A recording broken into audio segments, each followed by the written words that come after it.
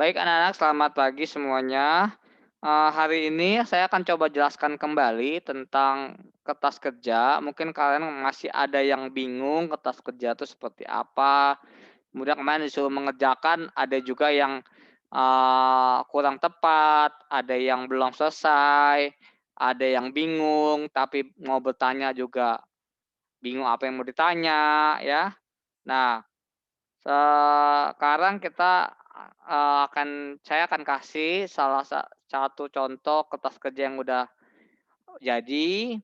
Jadi nanti kalian juga bisa melihat, di mana letak kesalahan kalian. Ya, kemarin yang salah itu pasti adalah ketika yang pertama, eee, nulisnya salah, ya. Kemudian, tidak tahu, di laba rugi selisihnya bagaimana. Tapi mungkin ada yang sudah bisa karena lihat cicinya atau tanya kakaknya dan lain-lain, tapi mudah-mudahan, itu dia bisa mengerti, bukan hanya tahu tapi tidak tahu, nanti kalau dikasih soal lagi bingung lagi. Baik, saya langsung aja share screen biar tidak terlalu lama.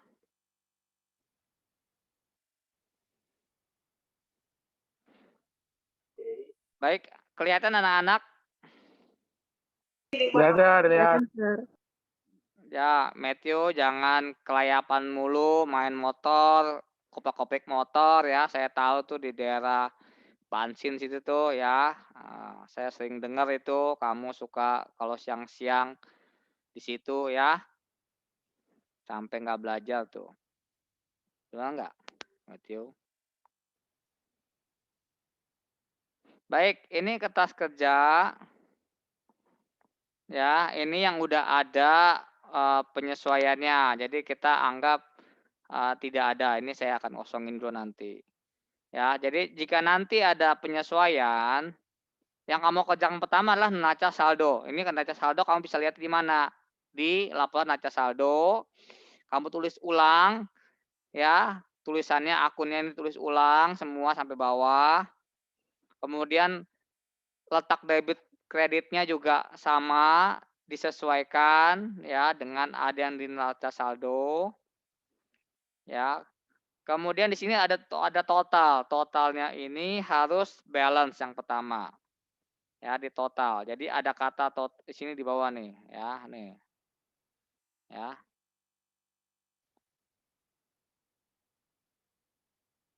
total, ya. Nah, lalu yang kedua ada kolom penyesuaian. Di kolom penyesuaian ini sebenarnya nanti akan ada, saya kasih kamu transaksi transaksi penjualan untuk penyesuaian. Apa sih nanti jurnal penyesuaian? Nanti saya jelaskan di pertemuan, Tolong ACC Verly.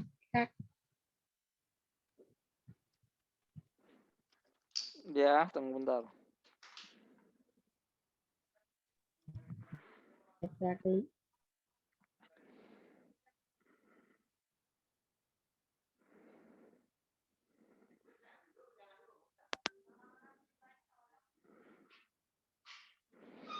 Baik, saya ulang kembali. Nah, ini ya, jadi nanti sebenarnya ada lagi namanya transaksi penyesuaian atau jumlah penyesuaian, itu nanti. Ya, kita anggap ini kosong, ya, ini saya kosongkan dulu. Ya, saya kosongkan dulu misalnya nih. Nah, nih. Ini saya kosongkan dulu dah.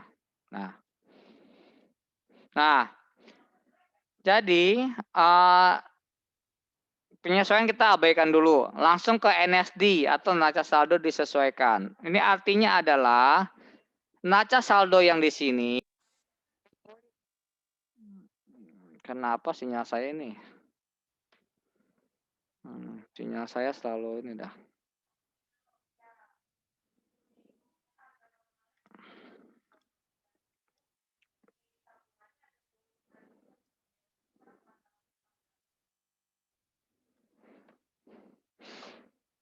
Nah, NSD ini dari mana dapat angkanya? neraca saldo disesuaikan dapat angkanya adalah dari neraca saldo yang untuk sekarang ini ya, karena dianggap penyesuaian kosong. Dianggap penyesuaian kosong, ya, dianggap penyesuaian kosong. Maka neraca saldo disesuaikan itu nominalnya sama dengan neraca saldo. Kamu tinggal tulis ulang. Ya, ini tulis ulang nih. Ya. Ini tulis ulang aja, semua sama. Tuh.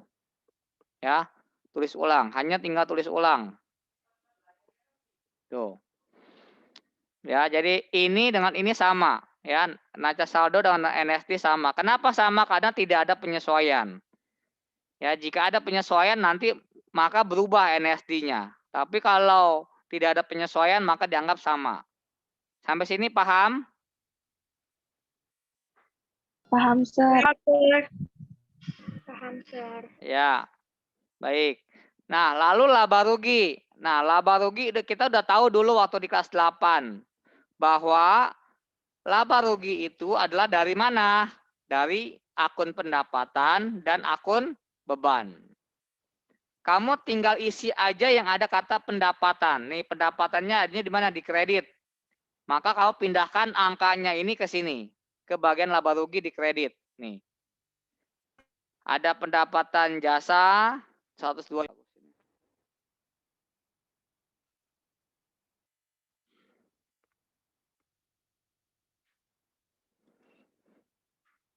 Loh, sinyal saya kayaknya endut-endutan melulu dari tadi kayaknya.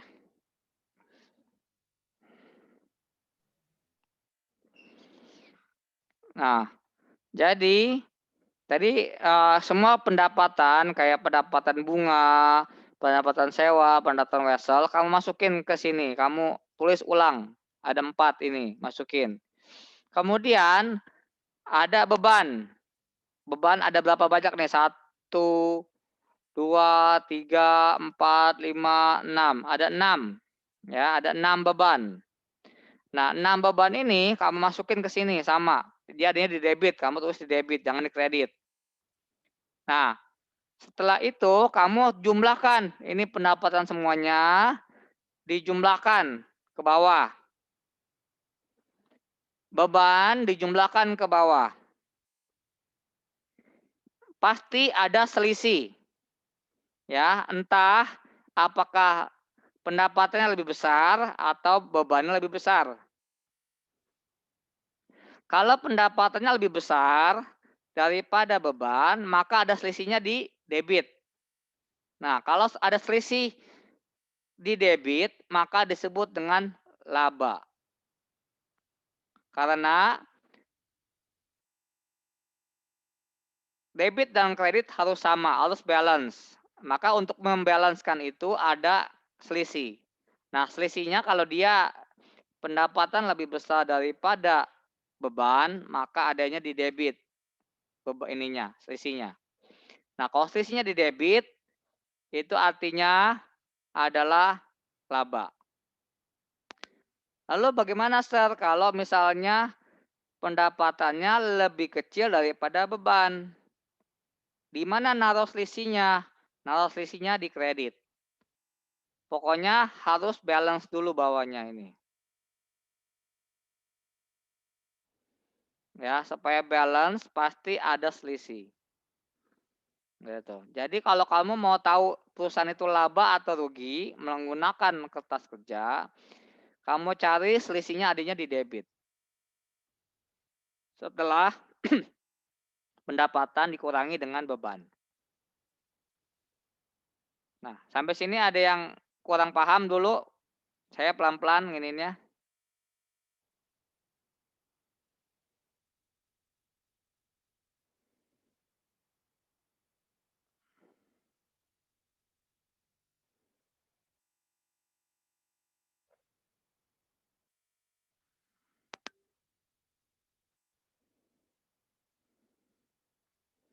Ada yang kurang paham dulu, boleh?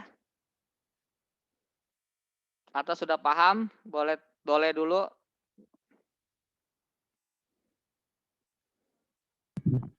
Sudah paham, Sir. Siapa yang belum paham? Sir. Ya. Kalau misalkan nih penyesuaiannya ada. Ya. Jadi Kalau penyesuaian itu ditambah share biar jadi ada di neraca saldo yang disesuaikan. Bisa ditambah, bisa dikurang, tergantung. Misalnya, kalau dia kas adanya di debit, kemudian di penyesuaian ada kredit kas, maka hasilnya akan berkurang, dikurangin. Gitu kan. Atau misalnya ada piutang adanya di debit, kemudian ada penyesuaian piutang di debit, maka ditambah. Jadi disesuaikan, debit ketemu debit pasti ditambah. Debit ketemu kredit pasti dikurang.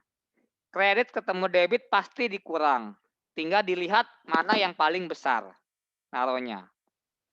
Gitu. Oke lah, penyesuaian nanti dulu deh. Setelah ini pasti saya jelasin tentang penyesuaian, tapi saya jelaskan dulu tentang cara kerja mengerjakan laba rugi kertas kerjanya dulu. Gitu. Sampai sini ada yang belum paham dulu?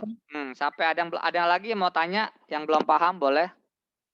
Jangan malu-malu bertanya ya, Nak. Saya di sini mah kamu harus bertanya. Kalau nggak bertanya kamu akan sesat di jalan.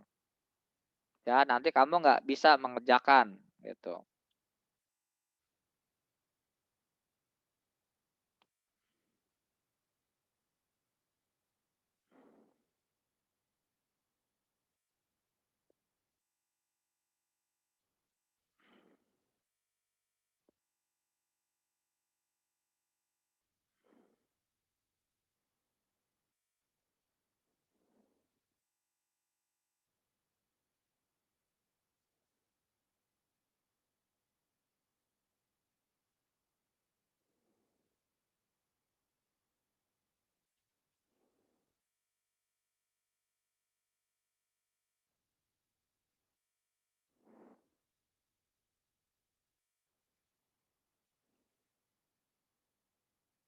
Yuk, ada lagi?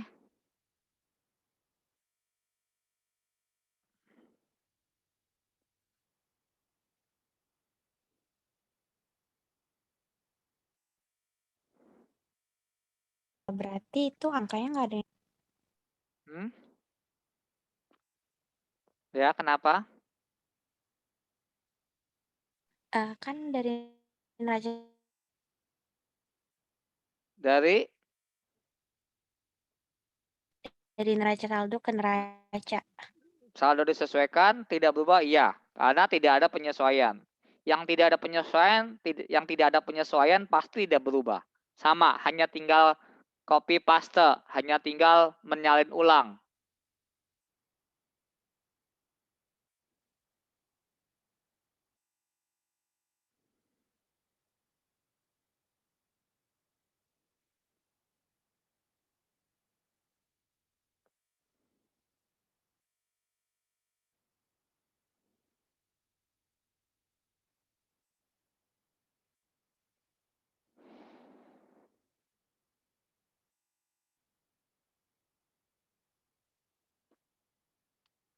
Oke, lalu neraca. Kalau nggak ada pertanyaan lagi, kita ke neraca.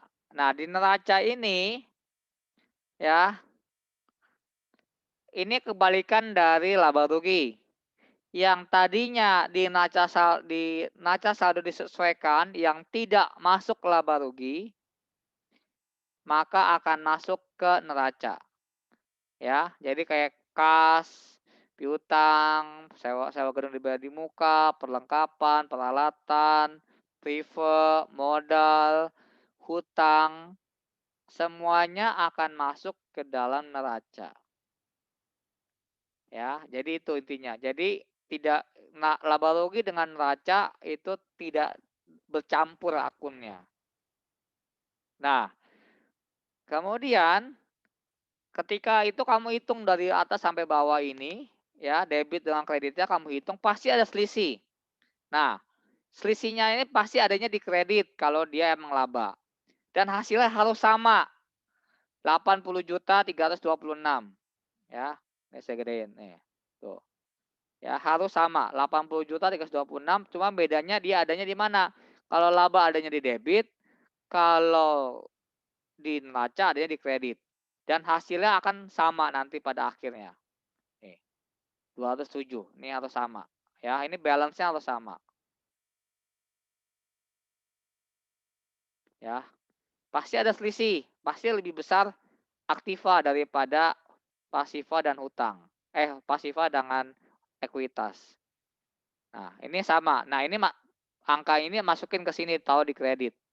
80 jutanya laba ini masukin di kredit karena laba akan menambah modal. Kalau kamu belajar dulu di perubahan modal, di perubahan ekuitas, maka laba akan menambah modal. Bagaimana kalau rugi? Rugi adanya di debit. Ya, rugi 80 juta ini kalau rugi adanya di debit. Dan ini adanya di kredit kalau di laba ruginya. Jadi ini beruntung aja ini laba ya. Jadi kalian perlu menuliskan angka di sini, perlu menuliskan tulisan laba di sini. Sejajar dengan angka 80 juta ini karena sebagai laba kalian. Laba itu apa? Untung kalau yang belum ngerti. Nah, jadi sebenarnya ini butuhnya apa sih kalau kertas kerja itu? Ketelitian, pemahaman. Ya, kalau teliti, pemahaman, kemudian bisa menghitungnya pasti bisa. Nah, ini step-step ini yang harus kalian tahu, gitu, untuk membuat kertas kerja. Apa sih fungsi kertas kerja? Mempermudah membuat laporan keuangan, mempermudah melihat pergerakan aktiva, pasiva, dan ekuitas yang ada, gitu. Jadi hanya selembar ini kelihatan berapa punya uangnya, berapa punya piutangnya, berapa modalnya yang ada, berapa untungnya atau berapa ruginya, seperti itu. Itu tujuannya.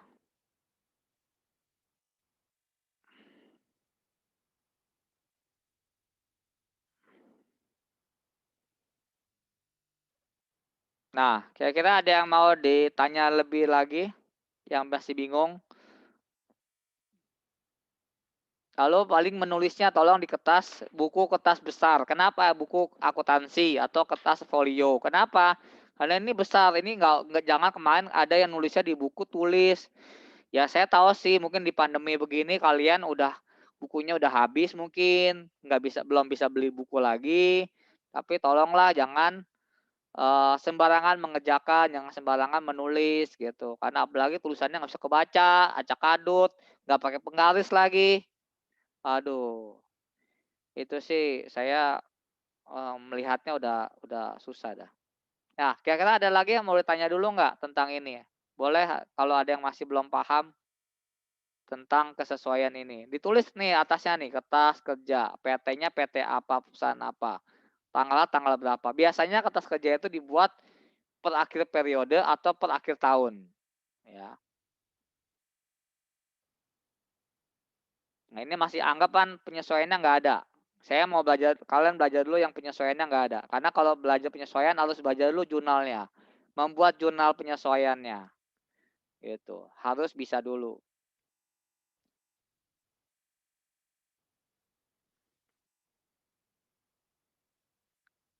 Saya kira ada yang kurang jelas.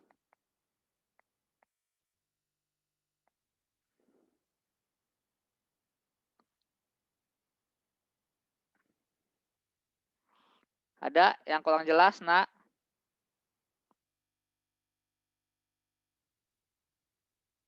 Halo?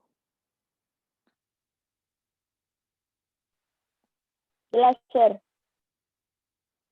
Siapa yang nggak ngerti? Coba Wandi misalnya, atau ini saya stop share dulu deh. Misalnya siapa yang belum mandi lagi. Siapa yang belum ngerti? Apakah Tara, Kenneth, Suhandrika, Marsha, Linda, Amel, April, Meta, Maria, khususnya yang baru pertama kali masuk, Alpin, Kenzu, Feli, Vanessa, Cincing, Wandi, Cheryl. Jadi saya tidak mau melihat begini loh maksudnya anak-anak. Kalian bisa mengirim ke saya betul hasilnya segitu. Cuman hasilnya bukan hasil sendiri dan karena nggak ngerti. Cuman karena nyontek temennya. gitu. Karena nyontek temennya, dikasih tahu sama temennya, nih jawabannya ini. Nah, bisa, tapi ternyata bukan hasil sendiri. Nah, kan jadinya nggak bagus ya gitu, Kak. Nggak ngerti-ngerti nanti suatu saat mau nikah atau siapa, nanti ketika ada persoalan lagi nggak ngerti, gitu. Ya ini cuma tambahan ilmu aja ya, tambahan ilmu karena mungkin nanti pada saat nanti SMK mungkin kalian tidak ketemu ini. Tapi siapa tahu setelah SMK kalian lulus, nyari kerja, nggak dapat yang kalian inginkan, ujung-ujungnya ngerjain beginian. Ada juga yang begitu. Banyak teman-teman kita ya, kalian berpikir sekarang gampang nyari kerja, ya, wah tenang aja. Nggak akan kepake kok. Saya maunya mau jadi programmer misalnya, mau jadi apa gitu. Tapi kenyataan kan pada saat udah kerja, nggak dapat kerjaan itu, dapatnya kerjaan jadi admin gudang, jadi pekerjaan yang membutuhkan akuntansi. Ujung-ujungnya kena juga, dapat juga. Dan kalian akan terbantu karena kalian sudah pernah belajar gitu. Dan nggak buta-buta amat lah gitu. Jadi saya kira sih itu ya. Jadi ini hanya buat tambahan saja. Saya tidak mengharuskan semua harus dapat, harus pinter semua, enggak. Minimal memahami, mengerti gitu. Ya karena saya tahu setiap anak mempunyai passion yang berbeda-beda, mempunyai keinginan yang beda-beda ya. Ingin jadi apa dan lain-lain itu beda-beda. Nah, tapi minimal karena ini adalah salah satu pembelajaran sebagai tambahan ya, saya kira patut untuk kalian perhatikan. Dan banyak teman-teman kalian kalau masuk SMK apalagi terbantu ya. Karena ini dengan ini kalian bisa udah pelajari lebih dulu daripada teman-teman kalian yang ada di SMK. Seharusnya sih bisa menjadi lebih baik gitu.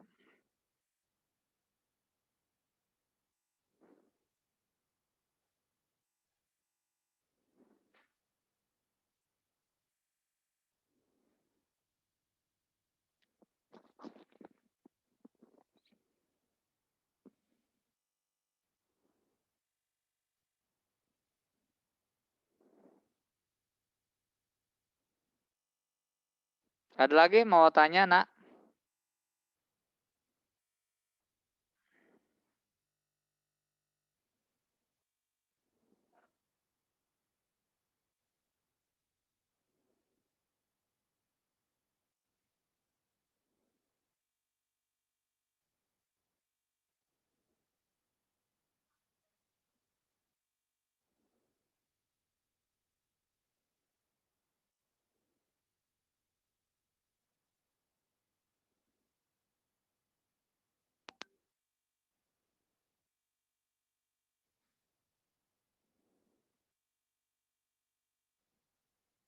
Ada lagi?